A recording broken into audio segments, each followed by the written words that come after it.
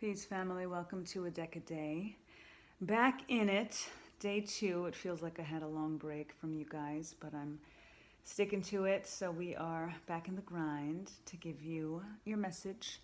Goddess energy this week, as promised, and this deck is Goddesses and Sirens. And the Get Organized items that I am featuring today are a few of my charging plates, one of which I believe you've seen before in a previous reading, and a couple new ones. So this one has apatite and black tourmaline and black obsidian.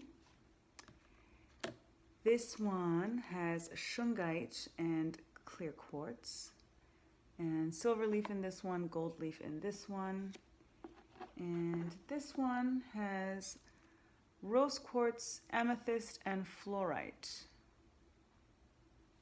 And they all glow in the dark, which is a lot of fun, especially when you're putting your glass on there overnight, when you're looking for your water. You could find it very easily. And it's awesome, obviously, as a charging plate to charge your water, to charge your stones, to charge your jewelry. So, for example, you would just lay your piece right on there, cleanses it, removes all of the negative energy, and then also acts as a charger to activate your stones. So, see which one resonates with you, and we will see what the goddesses and the sirens have in store for you today.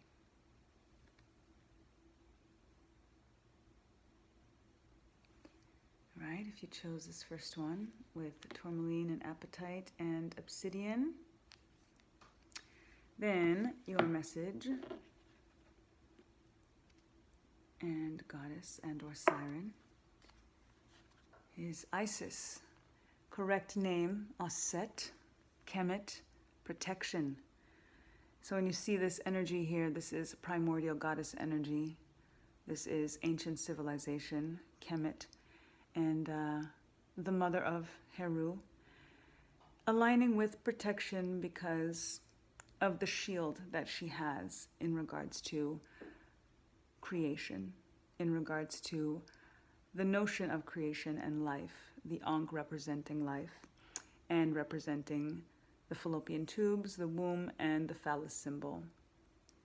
Divine masculine, divine feminine coming together in creation as she holds the Ankh right there. Aset is, again, primordial mother, aligns with Yemaya in Orisha. She aligns with Mamiwata. She aligns with all of the primordial goddess figures, goddess energy. So as that mother figure, that is the ultimate protection. So it is important for those who chose this card to think about your dynamic in your relationship with your mom.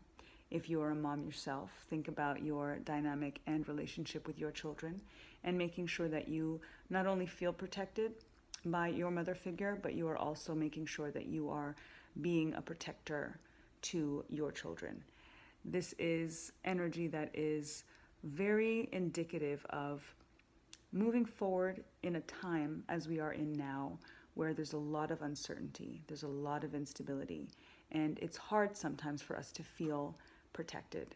And when you do feel that sense of protection, whether it is a mother figure or not, whoever it is that you can say that you feel safe with, safe around, and that you want that person to feel safe around you and be safe with you, it's really, really important that you honor that relationship, that you put as much reverence as you can into that relationship.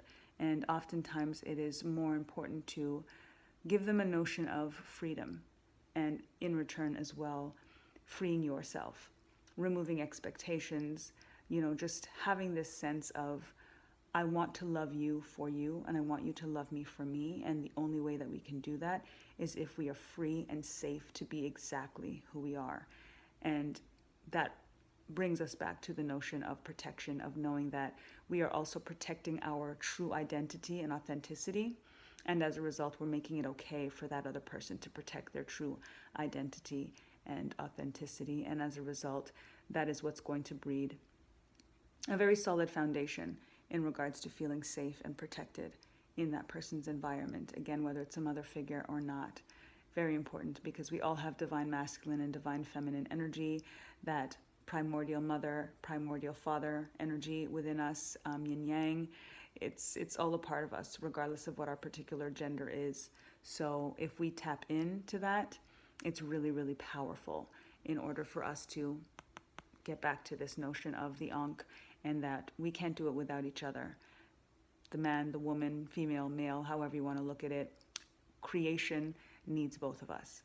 So I hope that aligns. If you chose this one here, I've got price tags on all of them now because of all the pop-ups I'm doing. Aphrodite, self-love. So important to fill your own cup. Whoever chose this deck, for all of us, obviously, I always say that all of these cards resonate and should resonate and are definitely something that we should all take to heart. But obviously pay a little bit more attention to the deck and to the piece of Orgonite that you actually chose that led you to this particular card, because there's something that is that much more specific that you need to hear.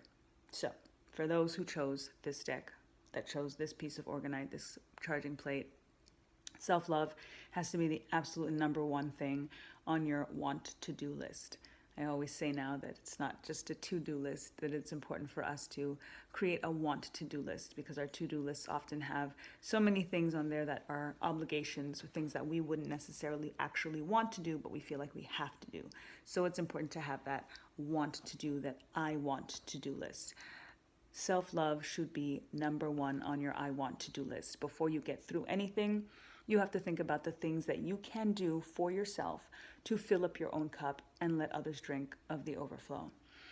If you are not creating the right boundaries and borders around yourself, where you are not able to say no, where you are acquiescing to other people that isn't necessarily choices that you would make for yourself, or that don't actually bring you peace and purpose and passion, it is going to rear its ugly head sooner or later. And the irony is that you are trying to be a people pleaser because you don't want to make them upset, but then in turn you are going to end up getting upset yourself, end up combusting, and it's going to be so much worse, even in regards to them being upset with you, because of how your reaction is going to be based on you now kind of blowing up with these feelings and kind of feeling taken advantage of and taken for granted and all of these things.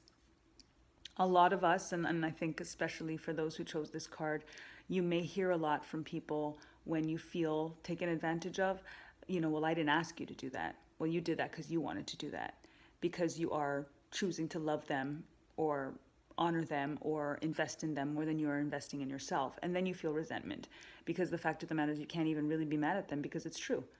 You did it because you wanted to. But if you're doing for them with expectations, if you're doing for them without making sure that you're doing for yourself, then it is going to create conflict at the end of the day. The best way to love the people that you love is to love yourself. You teach people how to treat you. And if you are not giving yourself an example of what love is supposed to look and feel like in regards to how you love yourself, they are not going to be able to learn. They are not going to be able to, you aren't going to be able to teach them anything different. So you got to practice loving yourself a little bit better. You have to, and it has to be in tangible ways. It's not just a look in the mirror and I love me and, oh no, I do. No, I do. No, that's that I want to do list now. Now you got to write that list out and put yourself on the top 3, the top 5 things on that list that are just for you. And then everybody else comes after that. And this aligns as well with Isis energy, with Aset energy as the mother, because this is very, very, very specific for moms especially. We have a very hard time prioritizing ourselves over our children. And we feel like bad moms when we do, for the slightest, smallest things, down to taking a nap, down to deciding not to make dinner or 8-course meal that night, or whatever it may be. We got to stop, because that is also not teaching our kids how to love themselves. We are perpetuating the same type of cycle for them to continue in their future relationships, whether they're boys or girls. So it's really, really important that we teach them that we are prioritizing ourselves, and as a result of doing that, we're actually prioritizing them for the long haul and for the future, because we're leading by example in regards to self-love and how important and imperative it is for us to enact that and be that. Don't speak about it, be about it every single day. I hope that resonates. And if you chose this one right here, then your goddess energy and message, Boudica, unity. Think about the people around you.